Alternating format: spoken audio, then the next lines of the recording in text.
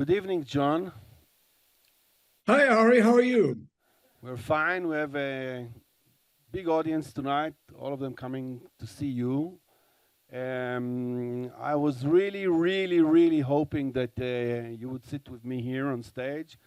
But to be very honest with you, I knew that it's not going to happen. I thought it's not going to happen because of the war, because of the Iranians, because of the Houthis, because of the boycott, because I thought that you're going to risk your launching career if you ever come here. I was sure about it. And I knew that you were persistent to come, so I have to ask you, how come you love us so much, us Jews, these days, that nobody loves us anymore?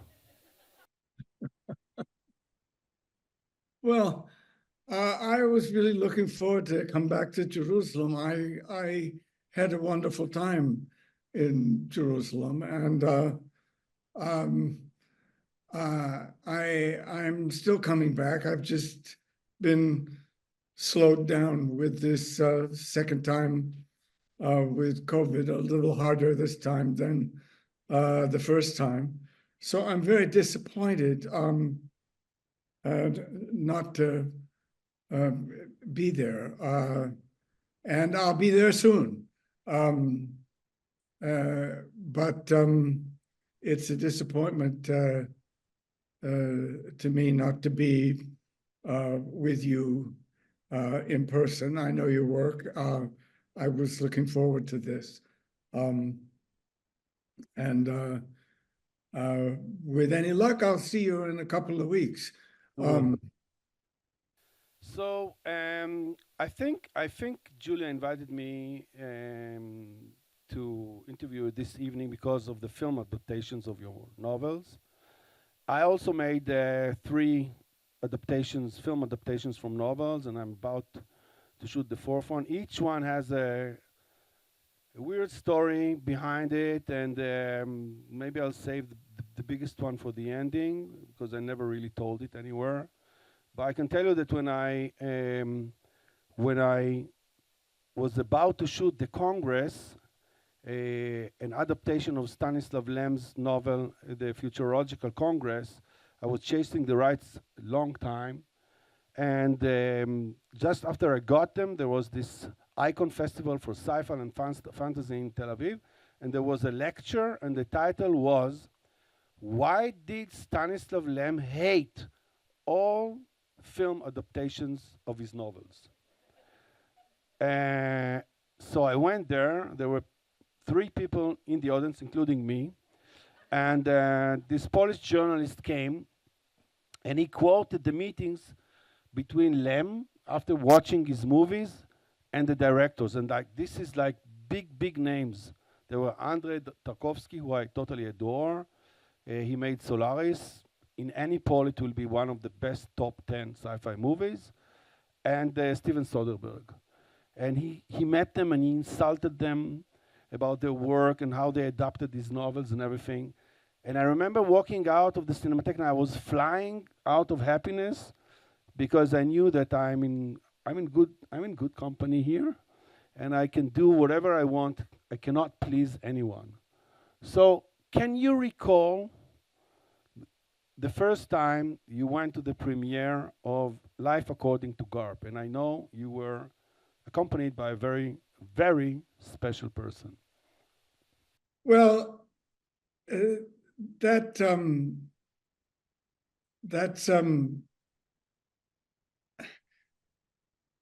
the premiere of The World According to Ga'arp was not the moment that stands out for me. Before that moment, I had been offered to write that screenplay by George Roy Hill. I like George Roy Hill. And I was tempted, but he was an old Marine, and he did things his way. And I was afraid that he had marginalized the trans woman character, Roberta, and made her or seen her as a strictly comic character, which I didn't like. I thought she was the voice of reason between Ga'arp and his mother. And I also thought that John Lithgow was the best of all the actors he had cast, and Lithgow could have done Roberta as I had written her. But George and I didn't see eye to eye about the sexual politics of that story. And I asked our mutual friend, Paul Newman, who had made many films with George, what my chances were. If I took the screenplay, could I, over time, persuade George? And Newman essentially said, are you kidding? He's a Marine Corps lieutenant colonel. You're not going to convince him of anything. and so I had stepped away, and I blamed myself for the faults of the screenwriter who replaced me, because it could have been me. And so this was in my mind when I went to that screening. I actually went to it with two special people. My old teacher and mentor, George Roy Hill, my old teacher and mentor, Kurt Vonnegut, who had seen his work made by George before, and Paul Newman. And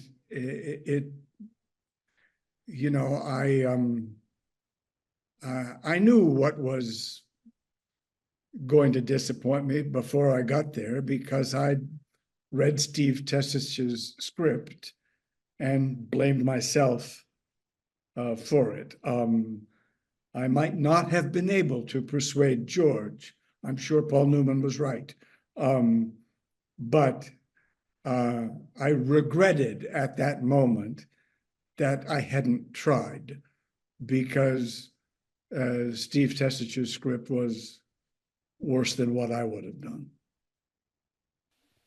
Well, I have to tell you that I started reading late, and Ga'arp was one of the first novels I read as a teenager, and not reading late, reading books late. And then years later, I saw the film. I loved the novel. I saw the film, and the first thing that struck me was the fact that Robin Williams is portraying Glenn Close's son. I mean, they look like a couple. He was already 31. He was losing his hair. He looked like her older husband. And he was in this scene, you know, when he's in college, like 18, wrestling, and she's his mother. I think this is one of the this is one of the downsides of adaptations, that you have something in mind that you build all the time while you read a novel, and it takes time, obviously. And then you see Glenn Close's son, older than her by 4 years. And she's 31, he's 35, and he's 18 in the movie, and she's 40. Did you see that? Yeah, I may have looked away from that part. Yeah. I don't blame Robin Williams for, in my opinion, being miscast as Ga'arp. Again, I go back to Steve Tessich's college fraternity humor, which was not ever mine. The comedy in The World According to Ga'arp is not Steve Tessich's comedy. And so I can't blame Robin for, in my view, never being right for that part. He fit the clownish, saccharine, sweet character that Steve Tessich created in that screenplay. Again, I'm the guy who walked away, and it's hard for me to see the film and not regret again that I didn't recognize that I would not get my way with George, but I still could have done a better job than Steve did. Just to mention that George is he was an incredible director. I saw by chance a few months ago Butch Cassidy and the Sundance Kid again. This is a fabulous movie. His cinematic approach, the performances, everything is perfect. The sting. So I think it was, in general, he was the right cast. We'll talk about casting directors to novels. I thought it was the right cast, but you know, things happen. So I want to invite on stage our lovely actors, Yossi Morshak and Adi Gilat. And every novel / movie that we're going to discuss, they're going to read some text from the novel, obviously. So we start with גארפ. שלום.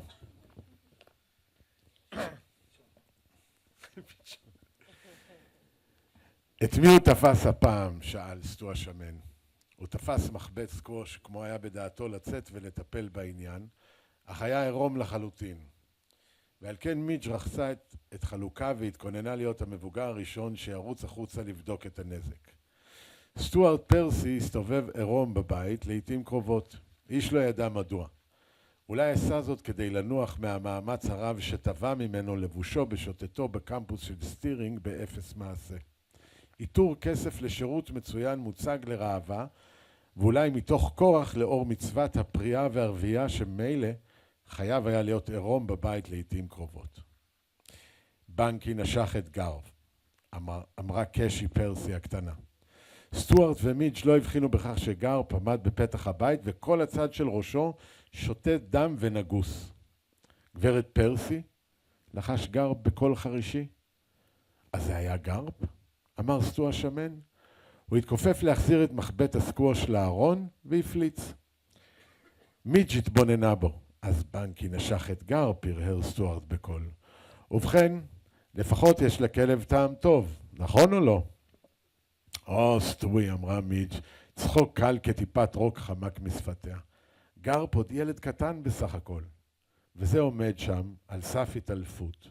מדמם על שטיח הכניסה היקר, שלמעשה הסתרע בלי קמת ובלי קמת על פני 4 החדרים המפלצתיים של קומת הקרקע. קשי פרסי, שחיי הצעירים הסתיימו בלידה, בשעה שתנסה להביא לעולם את מי שהיה ילדה הראשון, ראתה את גארפ מדמם על נכס הירושה המשפחתית של בית סטירינג. השטיח הנפלא. זה מגעיל, קרה ויצאה מהדלת בריצה. אני אצטרך לטלפל לאמא שלך, אמרה מיץ' לגארפ שחש סחרחורת, ובאוזנו החלקית עדיין זמזמו נעמתו ורירו המטפטף של הכלב העצום. עוד שנים רבות יטעה גארפ בפירוש קריאתה של קשי פרסי, זה מגעיל. הוא היה סבור שלא דיברה על אוזנו המחורסמת והמתונפת, אלא על העירום העצום והאפור של אביה, שמילא את חדר הכניסה. זה הדבר שהגיל את גארפ. איש חיל הים הכסוף, קרסו כחבית שהתקרב אליו בעירום ממרגלות קרבולי המדרגות בבית הפרסי. סטוארט פרסי קרא על ברכיו מול גארפ והביט בסקרנות בפניו המכוסות בדם. נראה היה שסטו השמן אינו מכוון את התעניינותו לאוזן המחוצה, וגארפ טעה עם שום מעליו להדריך את הגבר העצום והעירום אל מקום הפציעה. אך סטוארט פרסי לא חיפש את מקום פציעתו של גארפ. הוא הביט בעיניו החומות המבריקות של גארפ בצבען ובצורתן, ונראה שהוא משכנע את עצמו במשהו, מפני שהנהן בכובד ראש ואמר למיץ' הבלונדינית והמטופשת שלו, יפון. יחלפו שנים רבות לפני שירד גארפ גם לעומקו של דבר זה. אך סטוי פרסי אמר למיץ', הייתי מספיק זמן באוקיינוס השקט כדי לזהות עיניים יפוניות שאני נתקל בהן. אמרתי לך שהוא היה יפון. אותו הוא שציין בדבריו סטוארט פרסי, ומי שלדעתו אביו של גארפ. זה המשחק השעות מקובל בקהילת סטירינג. לנחש מיהו אביו של גארפ, וסטוארט פרסי על פי ניסיונו בחלק שלו באוקיינוס השקט החליט שאביו של גארפ היה יפני.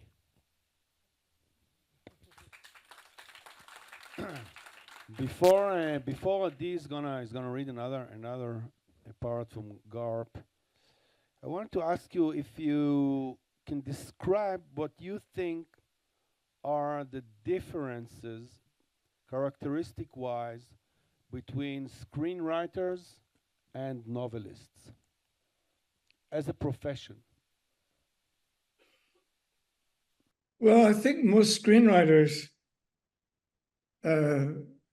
have a more difficult road. I don't know many screenwriters who have ever seen all their screenplays made. Screenwriters live with unmade movies. Everyone who writes screenplays knows that not all of them will be made, no matter who you are. In my case, because I'm also a novelist, I've been lucky. The original screenplays I've written for A Son of the Circus, for Avenue of Mysteries, for The Last Chairlift, all of which were screenplays written as movies before I wrote them as novels. In every case, when they didn't get made as films, I thought of how I could adapt that screenplay to a novel. Start 20 years before, continue it 20 years later. It's a lot easier to adapt a screenplay as a novel than the other way around. And so I've been lucky. My unmade movies as a screenwriter have all turned into novels. But that's not what life is like for most screenwriters who aren't also novelists. Did you feel this tiny sense of revenge towards the executive that turned your screenplays down when you made successful novels? By the way, it's a great idea. Successful novels out of them? Or is it just me? No, I basically tried to stop thinking of the people who turned my screenplays down as soon as I could. It is, it's a waste of time in a creative life moving forward to concern yourself with the people who've rejected you. There are always those people. Move on. Forget them. עדי. אהלן, אחד. טוב. יום אחד ראה את הלן הולם יושבת בודדה, בשורה העליונה של האצטדיון הריק וספר בידיה. הוא טיפס לעברה במדרגות האצטדיון והקיש בכידונו על הבטון כדי שלא תיבהל כשתראה אותו לפתע, לידה. היא לא נבהלה. היא צפתה בו וביתר מטילי הכידון זה שבועות. רק תדי חיות קטנות ליום אחד? שאלה אותו הלן. מחפש משהו אחר לצוד? ישר מההתחלה, כתב גארפ, ידעה הלן לברור מילים.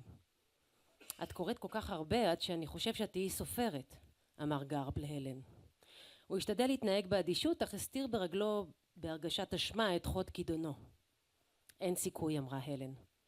לא היה לה ספק בכך. ובכן, אולי תתחתני עם סופר, אמר לה גארפ. היא הרימה אליו את עיניה בפנים רציניים מאוד. היו לה משקפי שמש אופטיים חדשים, והתאימו יותר לעצמות לחייה הרחבות מהזוג הקודם שנשמטו תמיד על חותמה.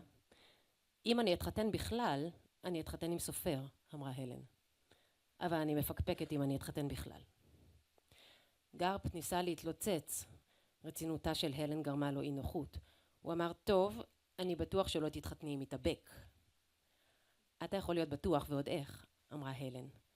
ייתכן שגארפ הצעיר לא הצליח להסתיר את כאבו מפני שהלן הוסיפה, אלא אם כן יהיה מתאבק שהוא גם סופר. אבל בראש ובראשונה סופר, ניחש גארפ.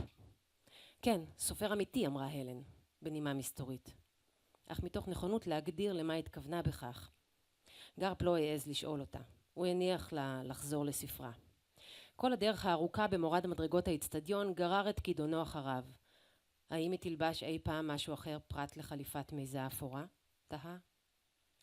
גארפ כתב אחר כך שבפעם הראשונה שנתברר לו כי בורח בדמיון, הייתה כשניסה לדמיין את גופה של הלן הולם. כיוון שתמיד לבשה את חליפת המיזה הארורה הזאת, כתב, נאלצתי לדמיין את גופה. לא הייתה שום דרך אחרת לראות אותו. גארפ דמיין שלהלן יש גוף מצוין. ובשום מקום, בכתביו, אין הוא אומר שהתאכזב כשראה אותו לבסוף במציאות. באותו יום אחר הצהריים, כשהיה באצטדיון הריק ודם צפרדעים קרוש על חוד כידונו, עוררה הלן הולם את דמיונו. וטט סמך גארפ החליט שיהיה סופר. סופר אמיתי, כפי שהלן אמרה.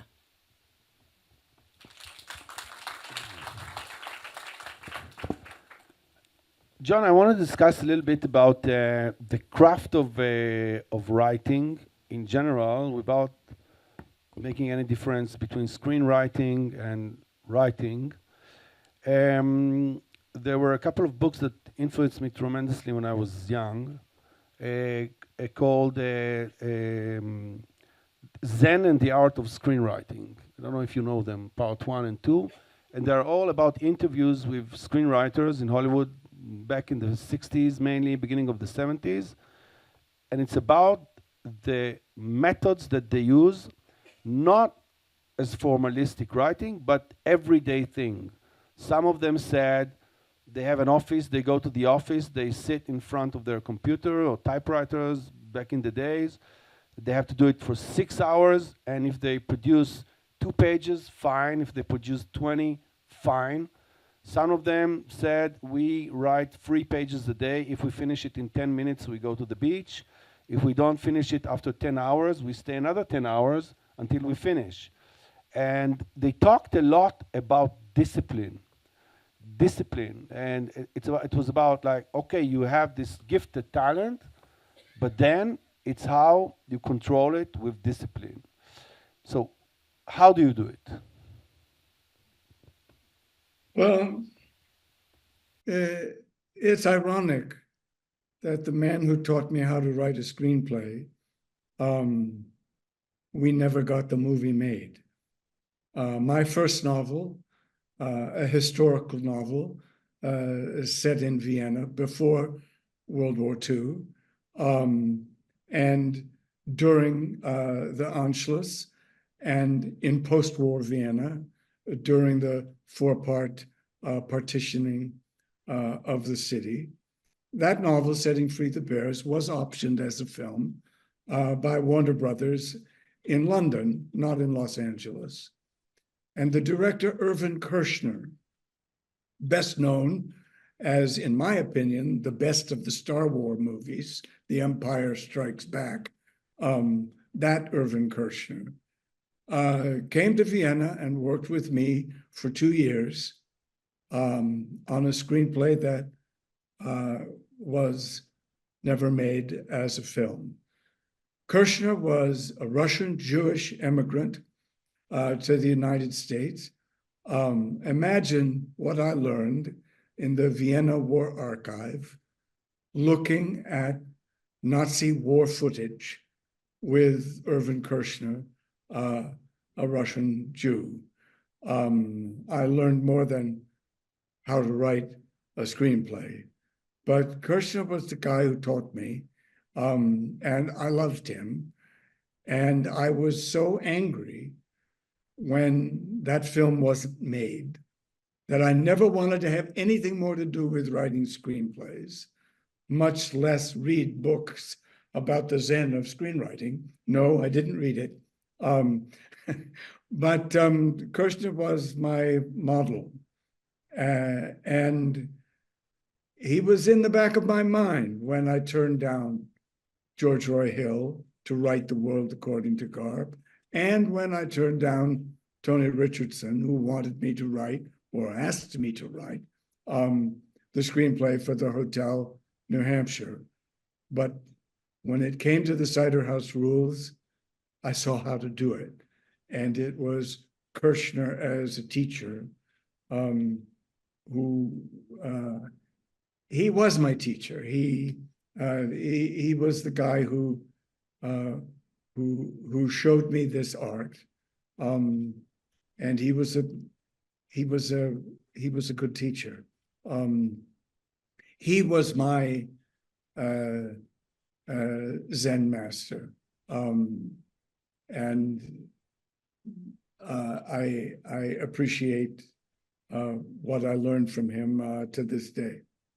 I'm trying to figure out, even now that you're writing this novel that we'll discuss a little bit later, happening in Jerusalem, at least parts of it, how do you work? What time of the day do you wake up? When do you finish writing? What's the part of discipline in a life of a writer? Well, it was a coincidence in my life that I was 14, going on 15, at the time I began wrestling. At the time I started working out and training and learning how to wrestle. This was coincident with my reading Charles Dickens's Great Expectations, the novel that made me want to be a novelist. It wasn't planned that I would be on these parallel tracks. Wrestling was a part of my life for a long time. I competed as a wrestler for 20 years. I coached wrestling until I was 47. But it began, that discipline, with the discipline of trying to be a writer, so that I had a kind of compulsive athletic training model of the discipline required.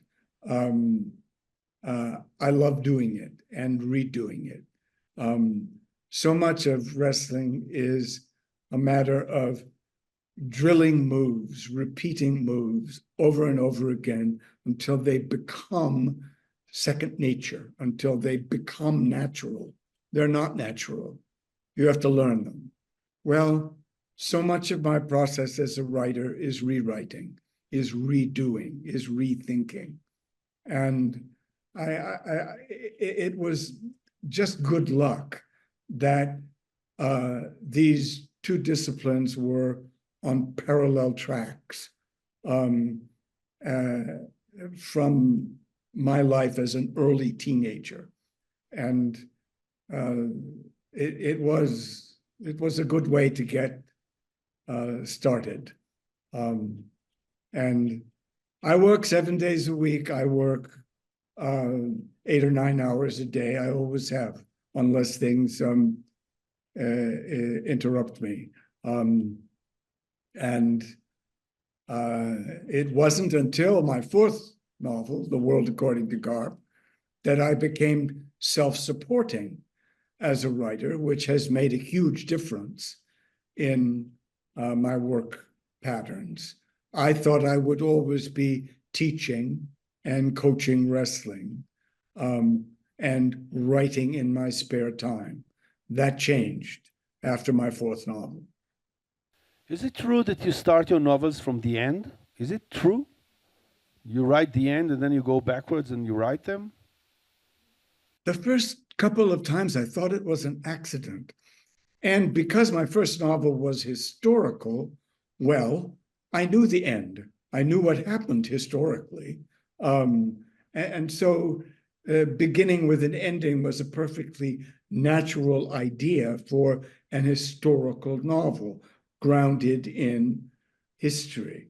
But that aesthetic, know the end before you begin, that didn't occur in my reading life, certainly not with Dickens. Dickens wrote by the seat of his pants. Dickens often didn't know where he was going. Endings were not Dickens's best thing. I love Dickens, but not for the endings. It was Melville and Moby Dick that showed me, oh, this guy knew from the earliest chapters exactly how the novel would end. You can see it. He knew. And I thought, this is the way to do it. Write toward something you know. Pretend that even the historical novels, even the ones that aren't historical, are historical in the sense of being ending-driven, predetermined. But it's not that you have a single scene of Homer going back to the orphanage, and then you think, oh, who is Homer? Let's invent his life previously. In the novel, I think he's going away for 15 years, and in the film for 1 year. You know that there is a Homer, there is an orphanage, there is Dr. Larch, and then you say, in the end, Homer is going to come back. I mean, how extreme is this method of starting with the end? Well, it just seemed to me after the third or fourth book that I should not resist this impulse of needing to know the ending before I began. It may have begun accidentally, but by the time I'm writing The World According to Ga'arp, it was deliberate and intentional. I was aware that this was my process, and I wasn't resisting it or fighting it. I wasn't imagining that this will change. I thought, no, this is my method. This is the way to do it. This is the way I need to do it. And I remember that moment you're talking about, that the unadoptable orphan will become the doctor and the abortionist at the orphanage. That moment of Homer Wells coming back to the orphanage to become the doctor. Well, that was my hardest transition from book to film, losing all those years. I thought, these 15 years are lost. These 15 years are now 18 months. And it wasn't until I was working with the fourth director, Lasse Hallström, who made that film, that Lasse pointed out something to me that made me stop complaining. Every draft of the screenplay was always the same. The passage of time was gone, and I regretted the loss of that passage of time. But Lasse was the one who said, think of it this way. If only 18 months are past, some of the same orphans Homer knows will still be there when he comes back. That is an advantage that the film has over the novel. And I didn't see it, although I'd written it for 4 different directors. I didn't see that that was an advantage, not a disadvantage, until I was working with Lasse Hallström. Okay, let's talk a little bit about the Hotel New Hampshire. I saw it again for this meeting. And look, I totally adore Tony Richardson. Tony Richardson was a British director, part of the kitchen sink cinema, the British New Wave from the late 50s, beginning of the 60s of the 20th century. He did some tough, hardcore stuff, like Looking Back with Anger, with Richard Burton, who I totally adore, and The Loneliness of the Long Distance Runner, and he got an Oscar for Tom Jones. And he had this very profound style. Most of them were black and white, shot with long lenses, no more than 2 people in a frame, and brilliant, genius director. Now he comes to direct this thing, which it's a total miscast in my opinion. Taking this guy, okay, and he creates a multi-character movie, which probably only Altman could have adapted this novel into a movie.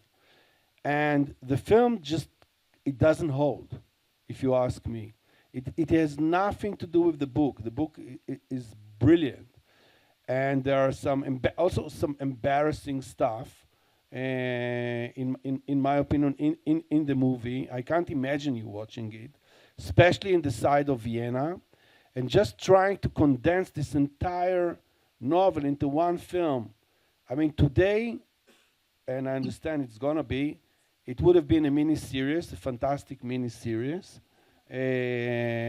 which this is what it deserves.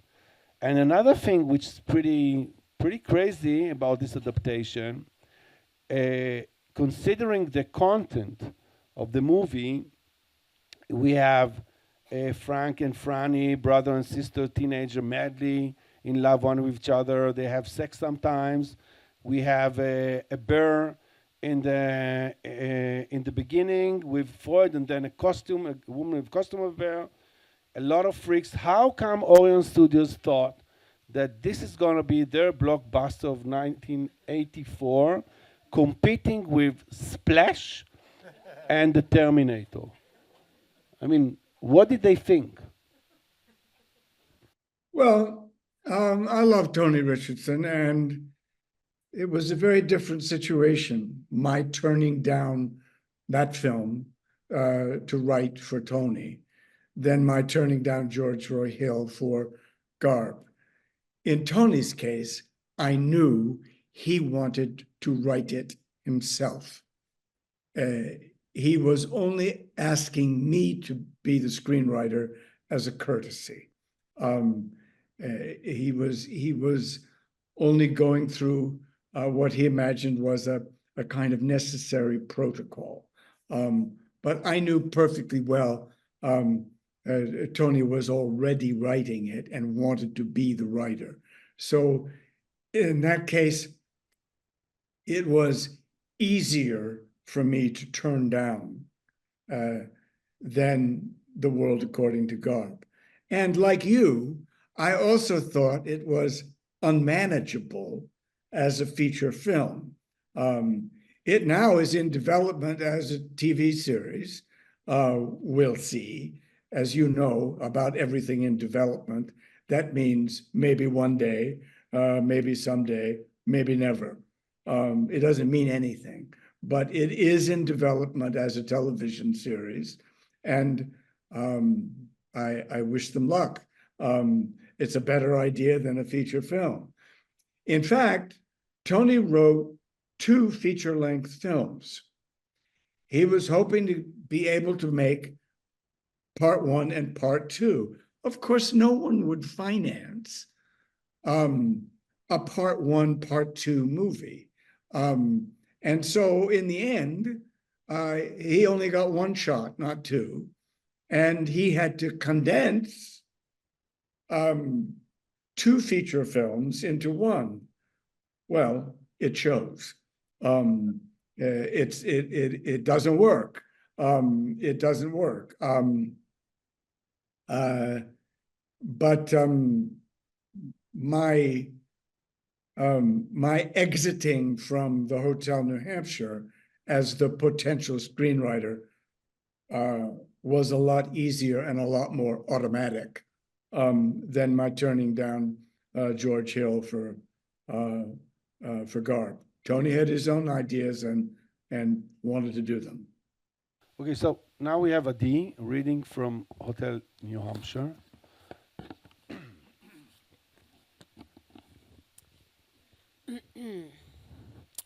לך ותביא את אמא, הייתה פרני מצווה עליי, דוחפת אותי מן הספה.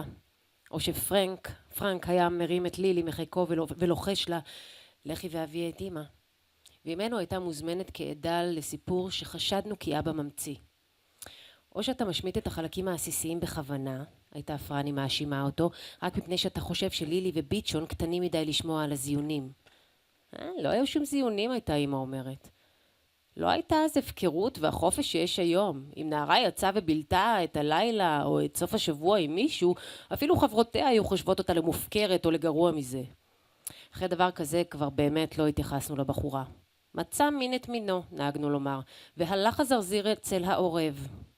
ופרני, בן שהייתה בת 8 או 10 או 15 או 25, הייתה מגלגלת את עיניה ותוקעת במרפק או מדגדגת אותי.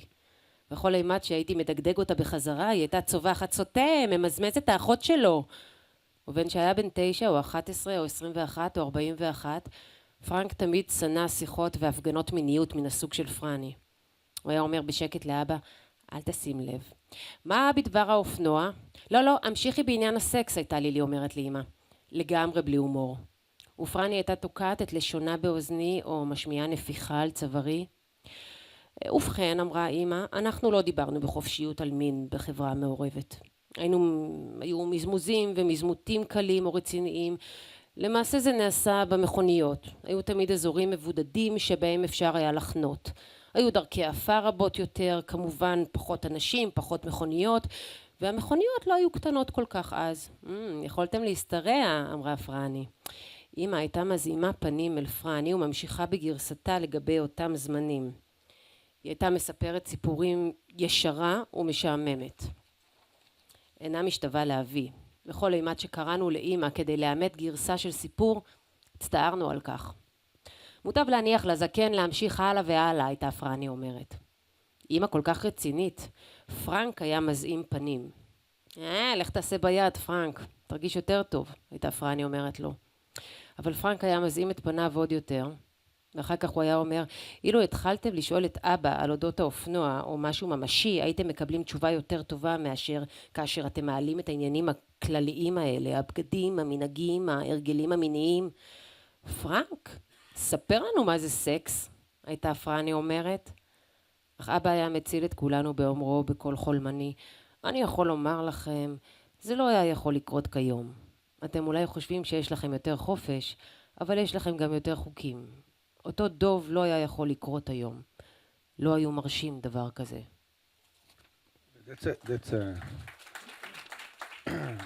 That's a great build-up for my next question, what you read.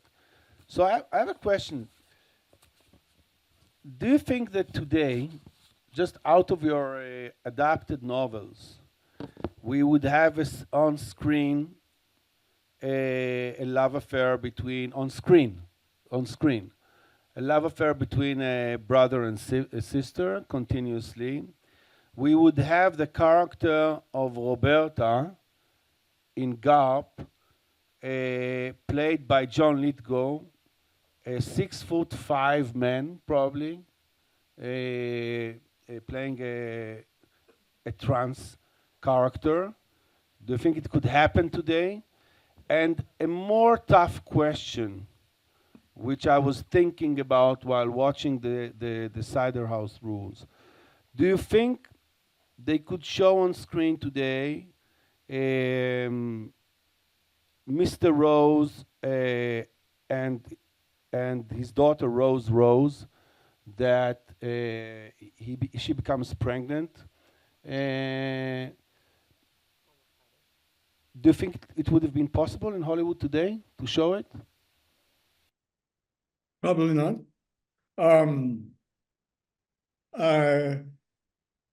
The climate in my birth country has never been more politically divisive.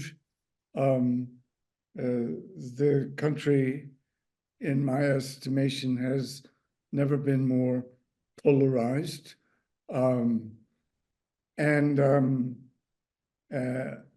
As you know,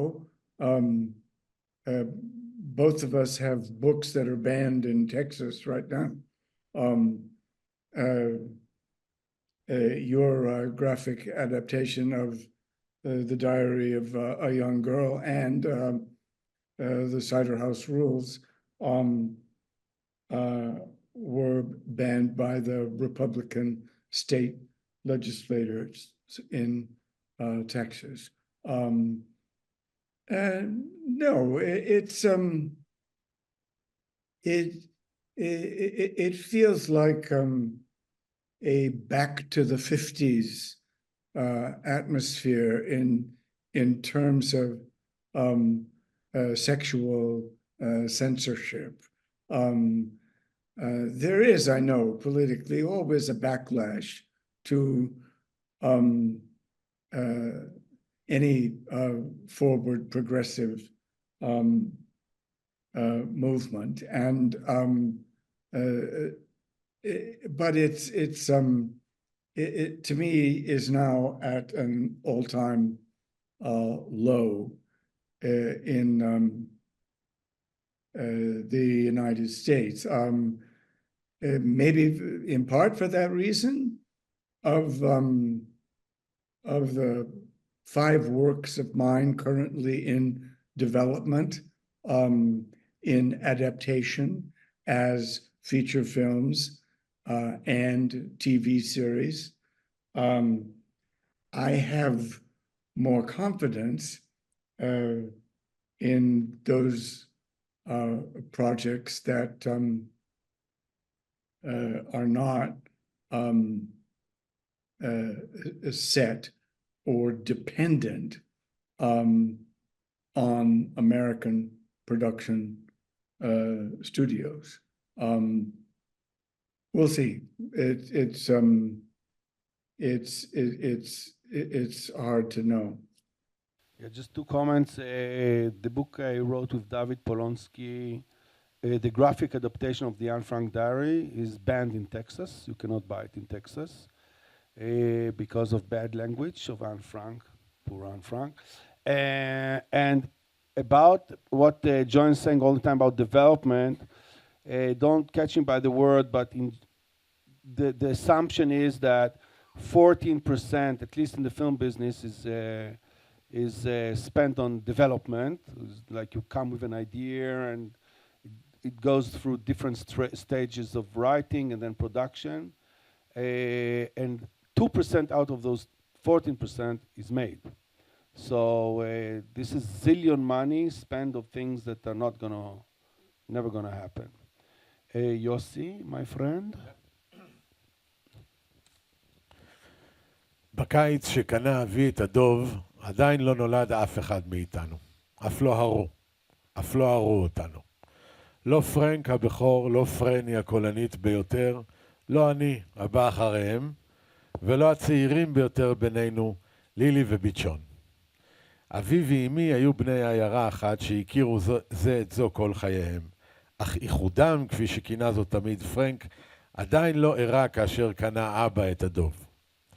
האיחוד שלה עם פרנק נהגה פרני להתגרות בו. אף שפרנק היה הבכור, הוא נראה בעיניי צעיר מפרני. ופרני תמיד התייחסה אליו כאילו היה תינוק. כוונתך לומר, פרנק, שהם עדיין לא התחילו להזדיין. הם לא מימשו את יחסיהם, אמרה לילי פעם.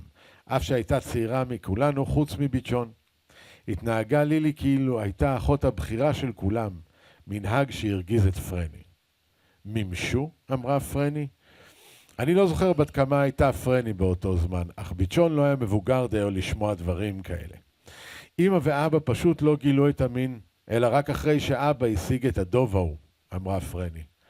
אותו דוב נתן להם את הרעיון. הוא היה חיה גסה, מחוששת, שזינה עצים ועוננה וניסתה לאנוס כלבים. הוא חיבל בכלבים פה ושם, אמר פרנק מתוך בחילה. הוא לא אנס כלבים. הוא ניסה, אמרה פרני, אתה יודע את הסיפור. הסיפור של אבא, הייתה אומרת לילי, בבחילה שונה במקצת מבחילתו של פרנק. פרנק נבחל מפרני, אך לילי נבחלה מאבא. וכך, הדבר תלוי בי. הבן האמצעי והפחות עקשן בדעותיו, להעמיד דברים על דיוקם, או כמעט על דיוקם. היינו משפחה שהסיפור החביב עליה היה הרומן של אמי ואבי. כיצד קנה אבא את הדוב? כיצד אמא ואבא התאהבו והביאו לאוויר העולם ברצף מהיר את פרנק, את פרני ואותי. זבנג, זבנג, זבנג, כפי שעתידה לומר פרני.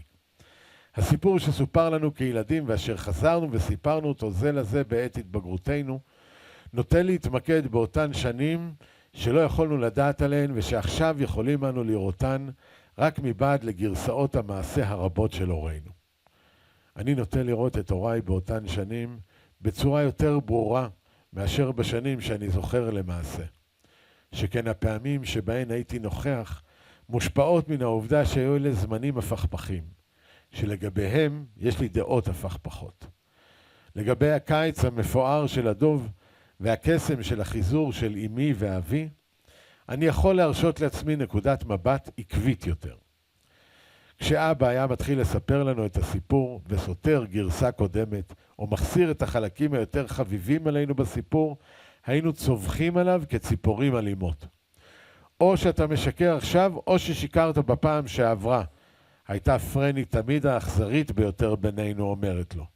אך אבא היה מניד את ראשו בתמימות. אינכם מבינים?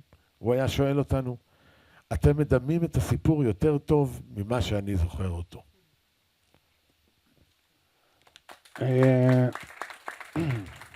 רק שתדעו, אנחנו לא בחרנו את הגסויות האלה, זה בא מההנהלה. John, we're going to what clicked in all places, which is the cider house rules. Although it had a long building of 15 years, 3 directors that didn't work out with them. But I think the casting of Lasse Hellström to this specific novel was bingo, was the best choice ever. Also, up till today, probably Tobey Maguire's best role ever, if you ask me. Michael Caine is Michael Caine, and you. So how come producers always preferred you over directors? Because directors were coming and going in this project, and you were firm, which is rare, and thank God it happened to this project. Well, the first director, the Canadian director, Philip Borsos, who made The Grey Fox, he died. Philip died of leukemia when he was only in his early 40s. And at the time, I thought the prospect of making Cider House might have died with him. I remember the first reading we did of that script in Paul Newman's living room in New York. Paul was reading the part of Dr. Larch. As it turned out, only 2 people at that reading ended up in the film 14 years later. Jane Alexander, who was one of the nurses, and Delroy Lindo, who played Mr. Rose. But I'll never forget that reading in Paul and Newman and Joanne Woodward's living room. Ethan Hawke was young enough to be reading the part of Homer. And at the end of the reading, which Philip Borsos and I thought was wonderful, we could tell something was wrong. Something was not right between Joanne and Paul. Joanne had not read, she just listened and watched. But something was wrong, something was not right. And when all the rest of the cast had left, and there was just Philip and me with Paul and Joanne, Joanne said to Philip and me, "I will not let him do this part. Someone will kill him." And from the moment she said that, I thought she was right. I thought, yeah, they would kill Paul Newman for being an abortionist way back then. And Paul looked, clearly it had been a family conversation, and Philip and I both thought, this is trouble. And we knew Paul was not our Larch. As it turned out, not a single American actor who was shown the part of Dr. Larch accepted the role. And 3 directors later, when Lasse Hallström and I made the film, Michael Caine, who played Dr. Larch, he was the one who had to change hotels when we were in Los Angeles for the Academy Awards, because the anti-abortion people were stalking Michael Caine, the doctor who played the abortionist. Can you say what year was it, so we can understand how crazy this is? What year were they shooting? Well, the film was finally shot in 99, and we went to the Oscars in 2000. We took it to some festivals before. We took it to Venice. We took it to Deauville in France. We took it to the London Book Festival, and last here in Toronto at the Toronto International Festival. That was the last time Lasse and I got to see it with an audience and take a few more minutes off the final cut before we released in theaters in December of 1999. We were at the Oscars in 2000.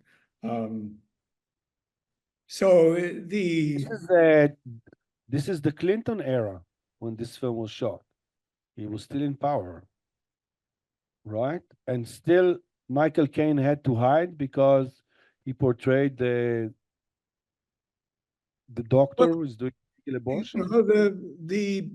The anti-abortion people don't go away.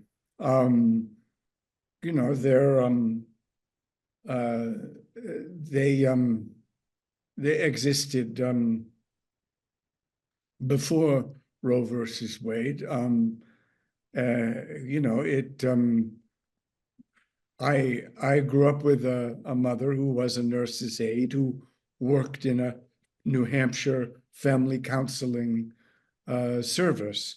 Her job was counseling young unmarried women who were pregnant, both before Roe versus Wade and after Roe versus Wade. So I kind of grew up as a teenager in a house that was adamantly pro-choice. My sexual politics on the abortion issue came from my mother. Your grandfather, no? Also. Well, my grandfather was an OB/GYN, but I never had a conversation with my grandfather about the rightness or wrongness of abortion. He only remembered it from strictly illegal days, where as an OB/GYN, he saw the results of a lot of botched and amateurish abortions. That's tough. Yes, Yossi.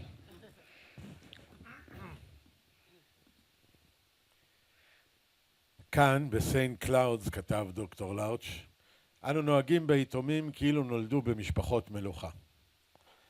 במחלקת הנערים בא הדבר לידי ביטוי בברכתו הלילית של דוקטור לארץ', שנשאגה מעל לשורות המיטות הניצבות באפלה. הברכה הייתה באה בעקבות הקריאה של טרום שינה, תפקיד שהוטל על הומר וולס לאחר התקרית האומללה במשפחת ווינקל. דוקטור לארץ' ביקש להגדיל את ביטחונו העצמי של הומר. כאשר סיפר הומר ללארץ' כי הוא אוהב לקרוא לווינקלים באוהל, וכי הוא חשב שהוא היטיב לקרוא, אלא שהווינקלים נרדמו, החליט הרופא שיש לעודד את כישרונו של הנער. ב-1930, מיד לאחר שראה את העובר הראשון בחייו, החל הומר וולס קורא את דיוויד קופרפילד באוזני הנערים. קריאה של 20 דקות. לא פחות, לא יותר. הוא חשב שקריאת הספר תימשך יותר משנמשכה כתיבתו בידי דיקנס. תחילה היסס וגמגם, והיה מטרה ללעג הנערים הקרובים לגילו, איש לא היה גדול ממנו, אחר השתפרה קריאתו. ולילה לילה הוא היה ממלמל לעצמו בקול את קטע הפתיחה של הספר. הייתה לו השפעה של תפילה, ולעיתים הוא אפשר להומר לישון שנת ישרים. דפים אלה יוכיחו אם אני עצמי אהיה הגיבור של חיי, או אם יוחזק תואר זה בידי זולתי. אם אני אהיה עצמי הגיבור של חיי, היה הומר לוחש לעצמו. הוא זכר את היובש בעיניו ובחותמו בחדר המשרפות של בית דרייפר בווטרוויל. הוא זכר את קצף המים אשר סחפו את משפחת ווינקל. הוא זכר את ראשית האדם המקובצת, הלכה, הצוננת אשר הייתה מוטלת מתה בידיו. הדבר שהוא אחז בידיו לא היה מסוגל להיות גיבור. מישהו רוצה בכוס מים אחרונה או בטיול אחרון לכיוון סיר הלילה. אחר, כאשר נקודות האור של המנורות שקופו זה עתה הבהבו עדיין באפלה, וכאשר מותו של כל יתום נם, חלם או התעכב על הרפתקאותיו של דיוויד קופרפילד, היה דוקטור לארג' פותח את דלת הפרוזדור, המלא צינורות חשופים והצבוע בצבעי בית חולים. ליל מנוחה, היה קורא. ליל מנוחה נסיכי מיין ומלכי ניו אינגלנד.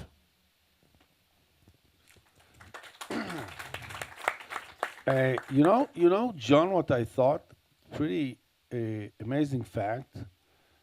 All three protagonists in your movies, the stars, Tobey Maguire, Rob Lowe, and Robin Williams, right after those films were out, they fell deep into alcohol abuse and drugs. In the case of Williams, did you have anything to do with it?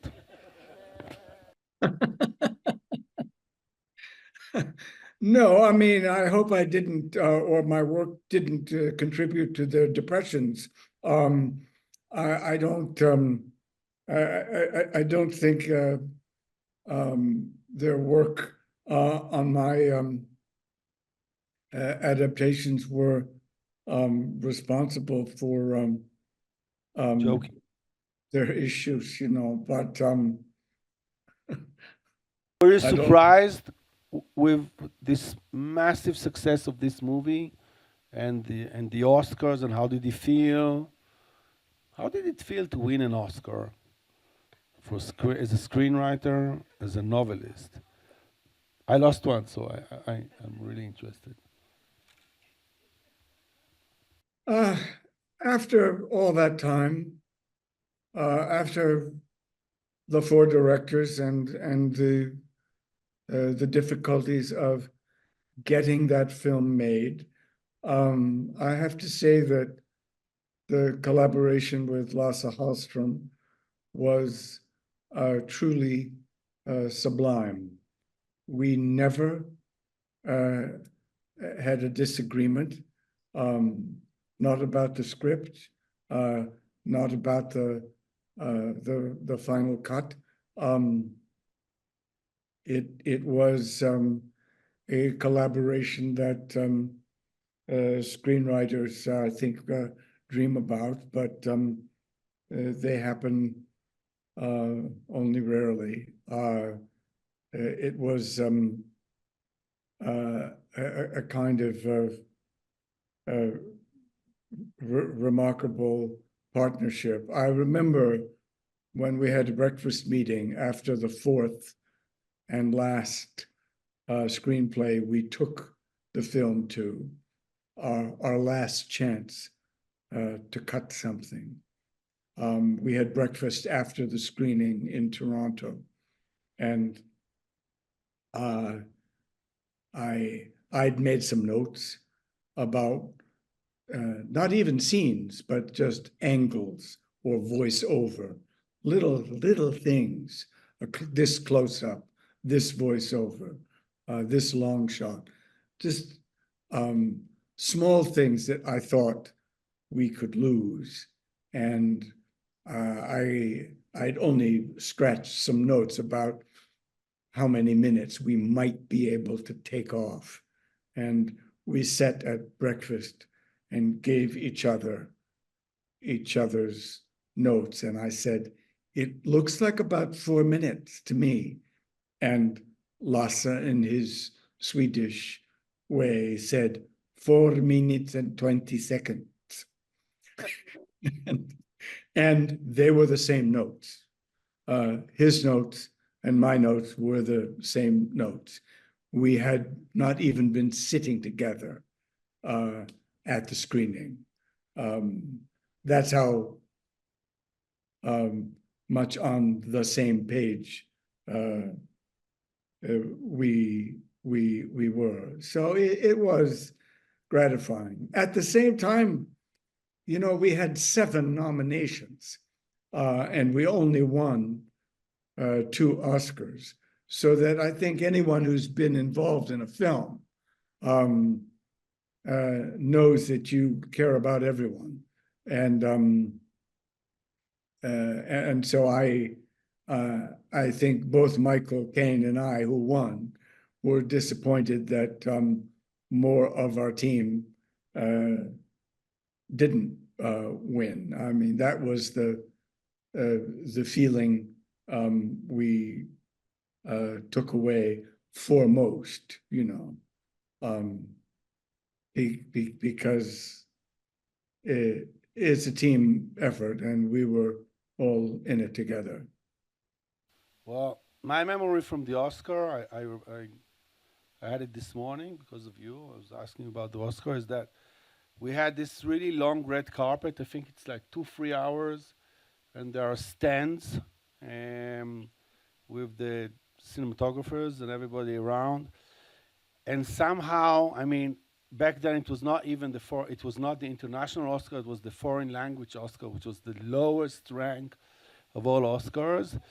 And I was walking in front of Marisa Tomei, who was nominated for Best Actress in, I think it was The Wrestler. And for 3 hours, I was walking with my wife, and the only thing I heard was, "Who's that tall guy? Move the fuck away! Marisa, come in, come in!" So they were like, they were bouncing me from one side of the carpet to the other until I was crawling, entering. So that's my Oscar experience. Thought it's nice to share it here. Yeah, the red carpet is not a memorable experience for a screenwriter. Nobody knows who the screenwriters are, and so Foreign language. I was told to get out of the way because somebody behind me was more recognizable. I had that experience too, but you know, I still went home. Survived it. I went home with the naked gold guy, you know, so it's okay. עדי. כאשר פתח הומר וולס את ארנקו ליד הקופה, הוברר לו כי הוא לא פתח אותו מעולם לפני כן מחוץ לבית, ברוח חורפית. גם כאשר הפנה את גבו כנגד הרוח, הוסיפו שטרות הכסף שלו לרפרף. קנדי חיפתה על הארנק בשתי ידיה כמגוננת על להבה העלולה לכבות. תודות לכך עלה בידיה לתפוס קבוצת שיער הערווה שלה, אשר התעופפה מתוך ארנקו של הומר ודבקה בשרוול מעילה. הומר שמט את הארנק וניסה לאחוז בשיער, אך קנדי הייתה זריזה ממנו. ייתכן כי אחדות מן השערות הבלונדיניות נישאו ברוח, אך קנדי אחזה בקבוצה בחוזקה, וכשידו של הומר נחה על ידה. הם התרחקו מן הקופה, תור קטן הזדנב ליד הקולנוע, קנדי הוסיפה לאחוז בחוזקה בשיער הערווה שלה. הומר לא הניח לידה, הוא רצה להניח לה לבדוק את אשר מצאה, אבל לא היה צורך בכך. קנדי ידע בדיוק מה נמצא בידה. הן הבעתו של הומר וולס, והן שיער הערווה עצמו אמרו לזאת. הייתי רוצה לטייל קצת לחשה. אמת, אמר הומר וולס, בלי להרפות מידה. הם התרחקו מן הקולנוע וירדו לעבר הקניבק. קנדי הביטה בנהר ונשענה על הומר וולס. אולי אתה אספן, אמרה חרש. לא, אמר. זה שיער ערווה, אמרה בנידה את אגרופה הקמוץ בתוך ידו, והוא שלי, נכון? אמת, אמר הומר וולס. רק שלי? שאלה קנדי. שמרת רק את שלי? אמת, אמר הומר. מדוע? שאלה קנדי. אל תשקר לי. הומר לא הוציא מפיו מימיו את המילים אני אוהב אותך. הוא לא היה מוכן למאמץ הכרוך באמירתן. אין ספק שהוא פירש לא כהלכה את המועקה המוזרה בליבו. קרוב לוודאי שהוא קישר את התכווצויות השריר הגדול בחזהו עם המסר האחרון של דוקטור לארץ'. למעשה הוא חש רק אהבה. אבל הוא חשב שהיה זה רק סטנוזיס של מסתם הריאה. הוא ראה את מספרי החזה בפעולה, הוא הכיר את שיטות הנתיחה, אבל מעולם לא הייתה נשימתו קשה ומכאיבה כל כך. כאשר פנתה קנדי לעברו וראתה את פניו לא עצרה כוח. שתי ידיה נפתחו ואחזו בידיו.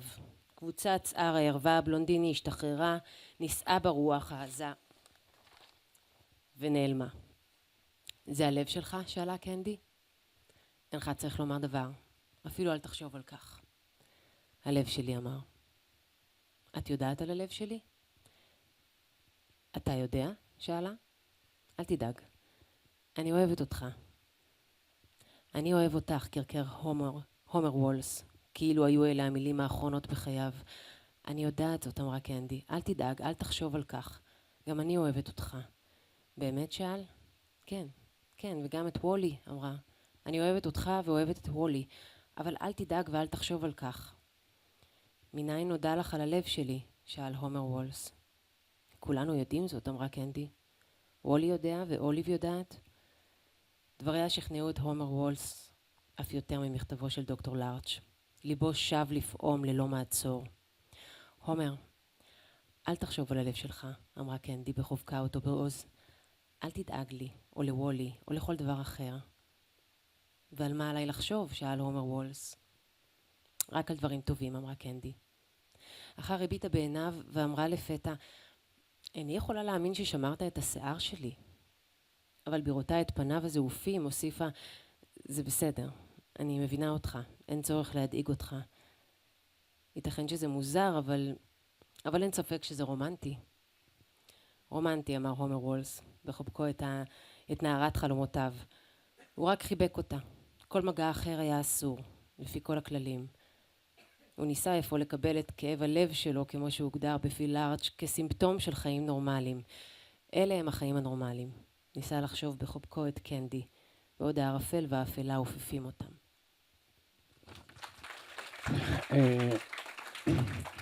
Adi was reading a really beautiful chapter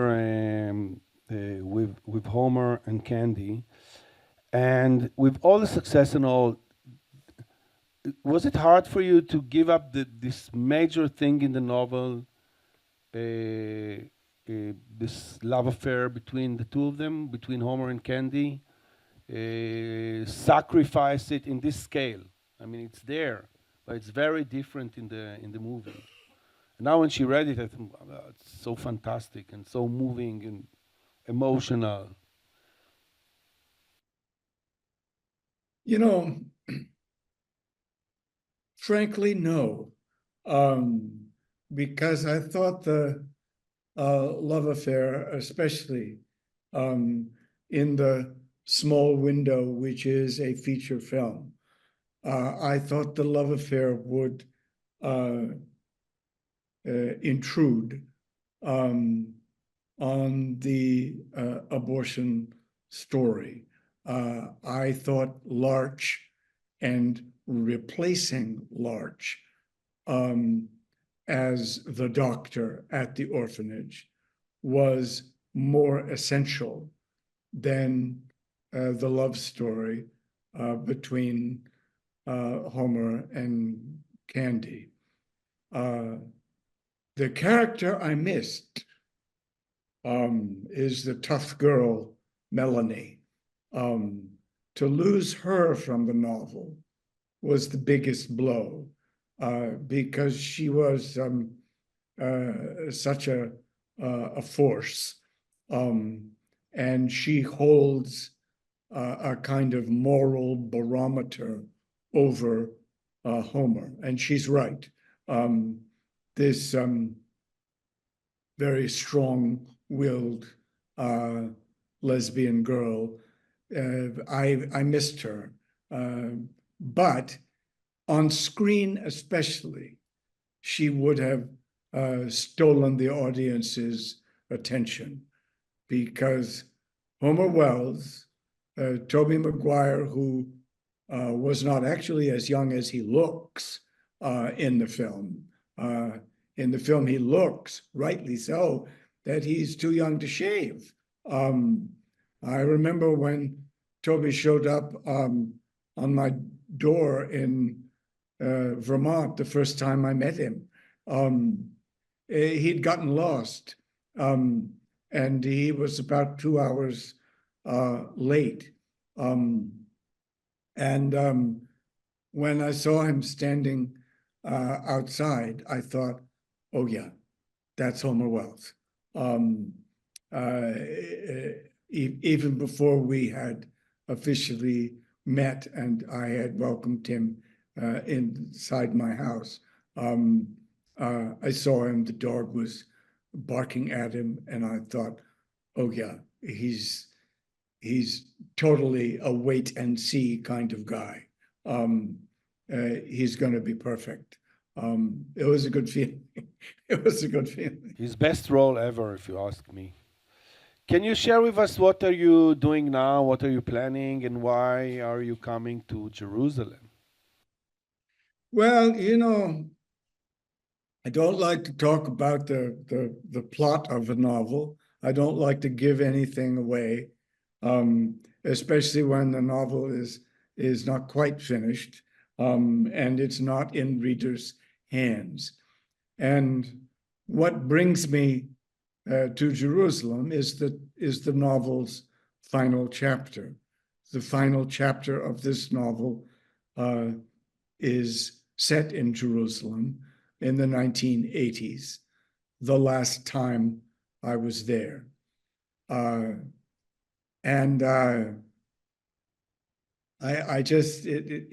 It's impossible to talk about in a way that doesn't give the story away. I think it's sufficient to say that, like many of my novels, including The Cider House Rules, the title for this novel has changed over the course of my writing it. I'm now finishing the next to last chapter. As always, I've written as much as half of the last chapter before I go to Jerusalem. I'm consciously writing toward that final chapter. But the novel is now called Queen Esther, after the Esther. She's named after the Esther in the Old Testament, the book of Esther, and in the Hebrew Bible, the scroll of Esther. That's the Esther she's named for. And all I want to say is that, like the character she is named for, my character of Esther is a model of hiddenness and purposefulness. And she will, only in her own good time, reveal herself. But her hiddenness is the essence of her character. John, I want to thank you from everybody here.